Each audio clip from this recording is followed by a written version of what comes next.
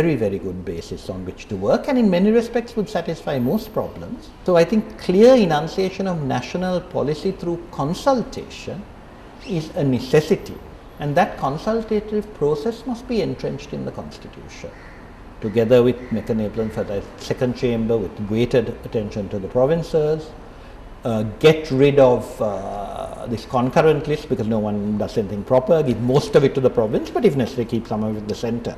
And if there is concurrence, there must be provision for mandatory consultation, not as happens now where the centre can decide and ignore the province. So those areas, I think fine-tuning the 13th Amendment is a very simple job, and if half a dozen people of goodwill sat around the table, they could finish it in 3 days. Well, language rights, now Tamil is also an official language of this country. In the implementation, I agree that we haven't gone as far as we should have, and that must happen. Devolution, now the demand for devolution was always there from the north, never from the south. And then where the demand was strongest and where it was most justified, in the north, we didn't have a provincial council except briefly the Vartaraja Perumal exercise. We've got these wretched white telephones of provincial councils all over the place, breeding another political class of people, costing the economy dearly. I don't think that devolution is doing this country any good anywhere. But nevertheless, the kind of autonomy that has been sought by the Tamils of the north and the east, I don't think it is unfair. Thanthai Chelvanayakam Pact and the Dudley Senaka Pact is also into the have already come into the new constitutional frameworks of devolution, and even the land. Thanthai Chelvanayakam Pact has come in a different way. First the district and then the province ratio, so that's maintained there. We certainly have the Indo-Lanka agreement and the 13th Amendment is the full implementation. The subsequent events have also brought in the independent commissions to the forefront. It's how we go from 13th Amendment on what is some people call 13 plus, and how do we do that at the same time look at the administrative structures to ensure that they are not white telephones. There is a realization and acceptance that the 13th Amendment to the Constitution is not a final solution to the Tamil question. And that needs to be improved upon.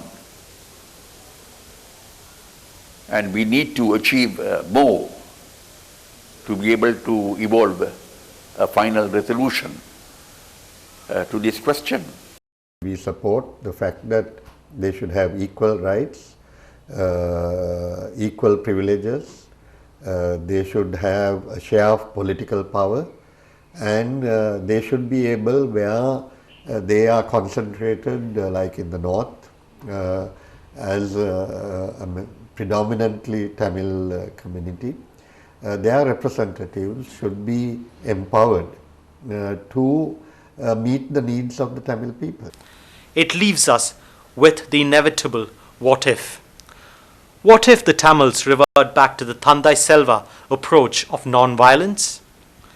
What if the Sinhalese majority come to accept the need for devolution of powers to the minorities within a united Sri Lanka?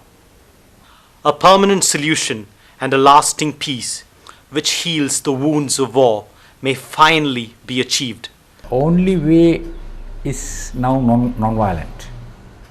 I think the violence has destroyed not only the Tamil community, the country as well. I don't think nobody can afford to go back to the violent struggle, no. And I don't seriously believe any Tamil would support that, who lives here. The Tamils live in the northeast. I have spoken to a lot of Tamils who supported us and supported LTT or whichever organization earlier. They said no, no more violence. Thanthai Chelvanayakam believed 100% in negotiations, in talks. And that is the point we have to come. We have to come to the table in order to solve Your problem as Tamils, our problem, if any, as Muslims. Even if I'm to live one day, may God help me to live for the cause that was preached by Thanthai Chelvanayakam.